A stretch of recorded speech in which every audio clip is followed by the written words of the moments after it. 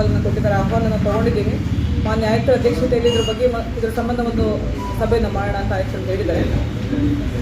ನಾವು ಅನ್ಅಫಿಷಿಯಲಿ ಆಗಲಿ ಅಥವಾ ಅವರು ಕೇಳ್ತಾ ಇರೋ ರೀತಿಯಲ್ಲಾಗಲಿ ಯಾರಿಗೂ ಕೂಡ ಅನುಮತಿ ಕೊಟ್ಟಿಲ್ಲ, ಪೂರ್ವಾನುಮತಿ ನಾವು ಕೊಡೋದಕ್ಕೆ ಬರೋದಿಲ್ಲ. ಮಾನ್ಯ ಮುಖ್ಯಮಂತ್ರಿಗಳು ಏನು ಹೇಳಿದ್ದಾರೆ, ಸಬಾರ್ಡಿನೇಟ್ ರೋಡಲ್ಲಿ ಅವರಿಗೆ ಪ್ರಾವಿಷನ್ ಮಾಡಿಕೊಡ್ತೀವಿ ಅಂತ, ಅದಕ್ಕೆ ಸಂಬಂಧಪಟ್ಟಂಥ ಗೈಡ್ಲೈನ್ಸ್ ಬಂದ ನಂತರವೇ ನಾವು ಈ ಕುರಿತು ಏನಾದರೂ ನಿಖರವಾಗಿ ಹೇಳೋದಕ್ಕೆ ಸಾಧ್ಯ.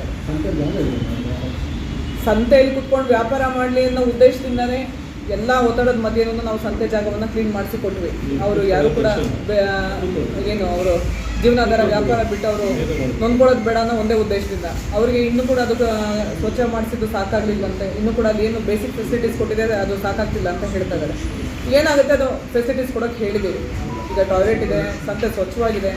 ಒಂದು 5-6 ವರ್ಷದಿಂದ ಅಲ್ಲಿ ಫಿಲ್ ಆಗಿದ್ದಂಥ ಡೆಬ್ರಿಸನ್ನು ಕೂಡ ನಾವು ಕ್ಲಿಯರ್ ಮಾಡಿಸಿಕೊಟ್ಟಿದ್ದೀವಿ.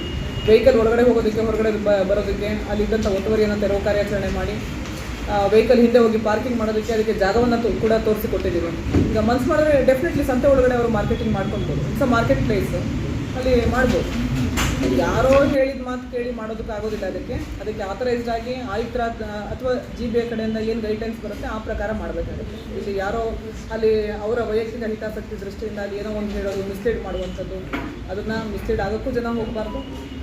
ಅದು ಆ ಮಾತಿನ ಮೇಲೆ ಅವರು ಡಿಸಿಷನ್ ತಗೊಳ್ಳೋ ತಪ್ಪಾಗುತ್ತೆ. They should wait for the GBA guidelines. ಆ ಜಾಗದಲ್ಲಿ ಅವ್ರು ಯಾರು ಆದೇಶ ಮಾಡಲಿಕ್ಕೆ ಅವಕಾಶ ಇಲ್ಲ. ಬೇರೆ ಖಾಸಗಿ ವ್ಯಕ್ತಿಗಳು ಯಾವ ರೀತಿಯೂ ಆದೇಶ ಮಾಡೋದಕ್ಕೆ ಅವಕಾಶ ಇಲ್ಲ.